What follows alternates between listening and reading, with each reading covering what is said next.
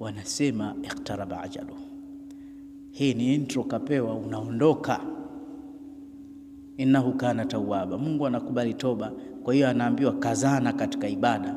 Hii sura ilivyokuja Madina, kukaanza kuingia simanzi, watu wakaanza kupiga vilio. Hii sura ilivyokuja hawakufurahia, wakasema mtume anakufa, na kweli akaanza kushika paji lake la uso, asema ya ruasa, jamani kichwa. Ili ujue mtu akifa kuna idraki, dalili zipo. Mwisho akamuita binti yake Fatimati Zahra, ibnati taal, njoo binti yangu, kuna maneno nakwambia. Akasogea ambia, uridu an unajiki, taka kunongoneze asisikie mwingine. An-najwa hiya al-masara baina ithnaini, maana ya najwa ni siri ya wawili tu.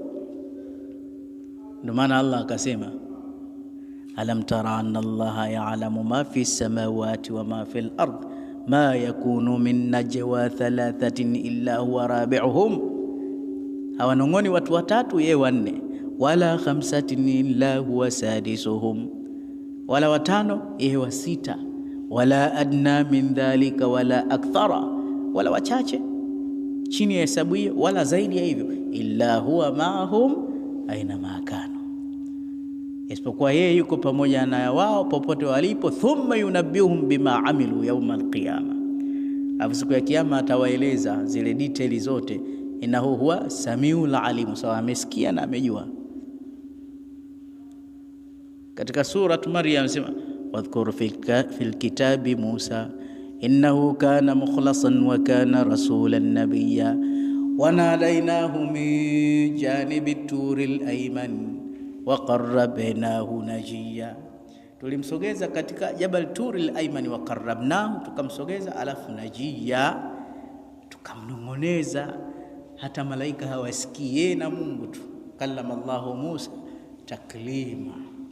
Sasa mtume akamng'ata sikio binti yake, akamwambia kana Jibrili yudarrisuni alquran tikraran wa mikrara.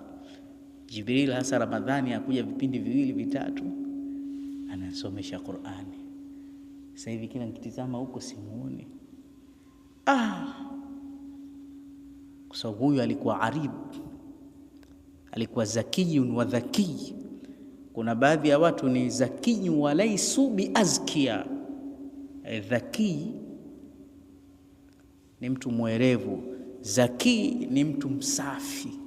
Kuna watu wengine ni aribun waelevu lakini hawana utakaso. Sayyida alikuwa dhakiyun wa zaki, mwerevu, anayajua mambo, akiambiwa jambo si lazima kila kitu. Kuna mtu tu ukimpa ishara inatosha, ukimwendiketia ashamaliza, sio kila kitu mpaka umtafunie. Ndio Mtume sallallahu alayhi wasallam anasema, mtu akiwa anakuambia bwana singo, alafu anaangalia hivi, itoshe tu amekwambia usiseme. Mtume alikuwa na hekima kubwa sana. Lakini wewe mpaka mtu ambie usije ukasema bwana, uwe na kifua. Akishakwambia njoo hapa, yafihi ishara.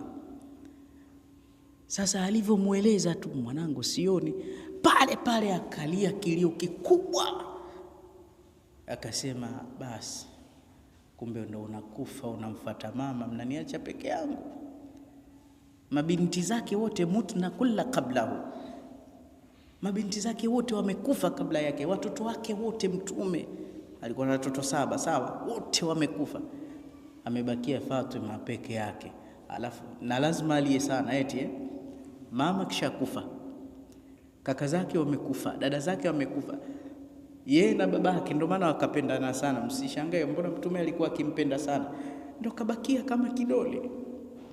Alafu tena wewe unaondoka tena unaniaga wazi wazi. Akalia kweli kweli mpaka wakeze mtume wakashikwa na wasiwasi, kwani kaambiwa nini? Kisha mtume akamwonea huruma, maana mtu anayekupenda akikuaga, na wallahi huyu shekhe wetu si alituaga pia, na sisi tukiwa makini tutaaga pia, natokea. Basi akamuita mara ya pili, ambie basi, lakini njoo nikwambie kitu. katika wale wanawake wanne watukufu peponi, wa kwanza ni mama yako Khadija binti Khuwailid radhiyallahu ta'ala anha. Wa pili ni Maryam binta Imran alayha salam. Wa tatu ni Asia binti Muzahim, mkewe Jazar Firaun alayha salam. Na wanne nani? Ambia ni wewe Fatima binti Muhammad. Akafurahi. Kwa hiyo katika wale sayyidati, mabibi watukufu peponi, ambia wewe na mamako pia. Akafurahi sana, na si muda mrefu utakwenda kukutana na wao. Na ni kweli bwana, mawalii hawa baada ya miezi 6 tu baada ya kifo cha baba yake naye akaondoka.